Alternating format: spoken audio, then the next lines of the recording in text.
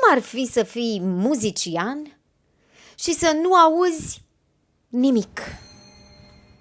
Să simți cum muzica există în mintea ta, vie, completă, puternică, dar să nu ajungă niciodată la urechile tale? Pare imposibil, nu-i așa? Și totuși, aceasta este povestea mea.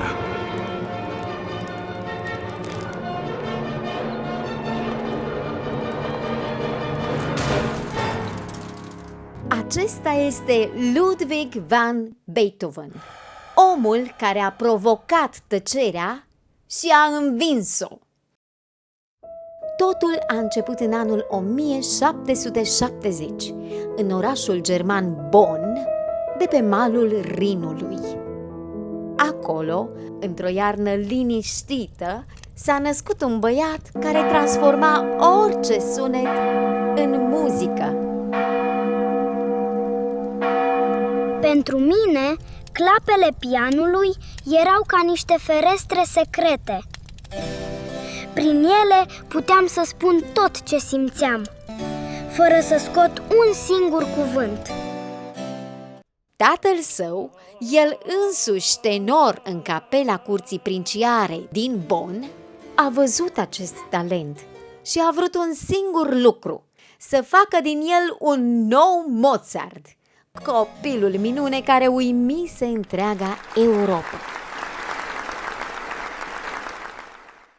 Dar lecțiile cu Johann erau dure. Îl trezea pe Ludwig în miez de noapte să exerseze ore în șir.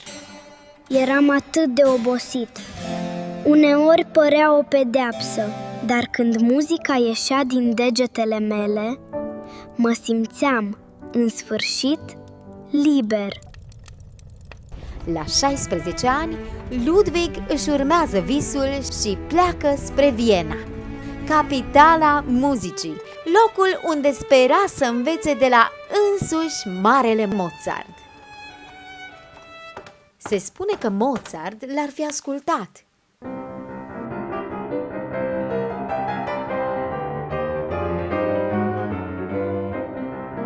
Și ar fi spus: fiți atenți la el! Lumea va vorbi despre acest tânăr. Dar exact când porțile succesului păreau să se deschidă, Ludwig primește o scrisoare răscolitoare de acasă.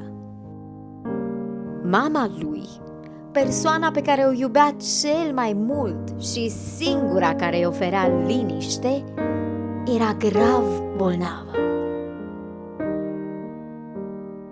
Am fost nevoit să aleg între visul meu și familie. Am lăsat totul în urmă și m-am întors acasă.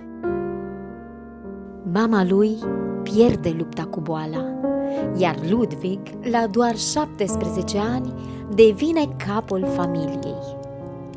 Când reușește să revină la Viena, după ani de absență, era prea târziu. Mozart se stinsese deja din viață. Deși drumurile noastre nu s-au mai întâlnit, creațiile lui au rămas marea mea sursă de inspirație. Însă Beethoven nu s-a oprit. În palatele din Viena, el devine o senzație. Muzica lui nu era liniștită și elegantă. Era ca o furtună plină de pasiune.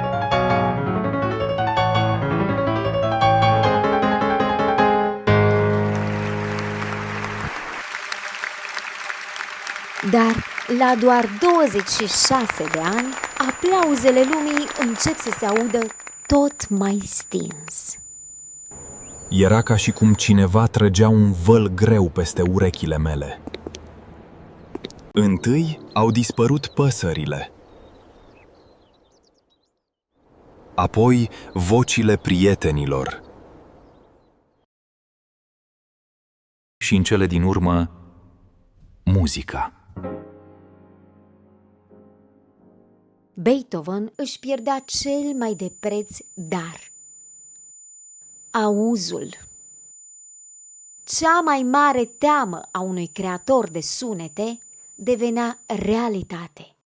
Disperat, cere ajutorul doctorilor, iar aceștia îi recomandă să caute refugiul naturii, într-un sat liniștit numit Heiligenstadt, sperând că liniștea deplină îi va salva auzul. Însă liniștea nu l-a vindecat. Rămas singur în lumea lui fără sunete, dar ghidat de o voință de neclintit, a descoperit o cale cu totul neobișnuită de a asculta notele. Nu mai auzeam notele, dar simțeam inima pianului bătând prin oasele mele. În mintea mea, simfonia era deja întreagă. Trebuia doar să o las să curgă pe hârtie. În deplină tăcere, Beethoven a dăruit cele mai mari capodopere ale omenirii.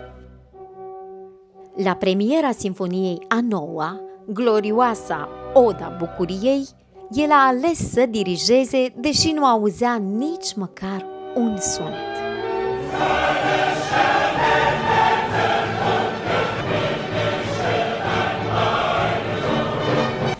Când sunetele s-au oprit,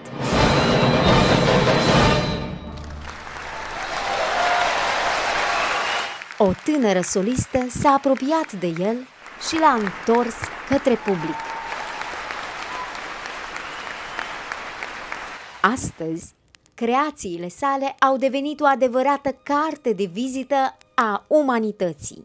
Atunci când oamenii de știință au trimis în spațiu un disc de aur ca mesaj din partea noastră pentru eventualele civilizații din alte lumi, au înregistrat pe el și muzica lui Beethoven, tocmai pentru a le arăta ce lucruri minunate putem crea noi, oamenii.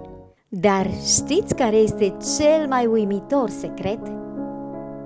Beethoven a devenit legenda pe care o admirăm astăzi, tocmai datorită acelei tăceri grele. Pentru că lumea lui devenise complet mută, el nu a mai compus doar ca să fie pe placul saloanelor din acea vreme. A fost forțat să privească doar în interiorul său și să lase sufletul să-i dicteze. Astfel, cel mai mare obstacol din viața lui s-a transformat în superputerea sa. Așa că, data viitoare când ai un obstacol în față și simți că vrei să renunți, amintește-ți de el. Dacă un om care nu auzea nimic a fost ales să reprezinte omenirea în univers prin muzică, oare tu ce superputere ascunzi?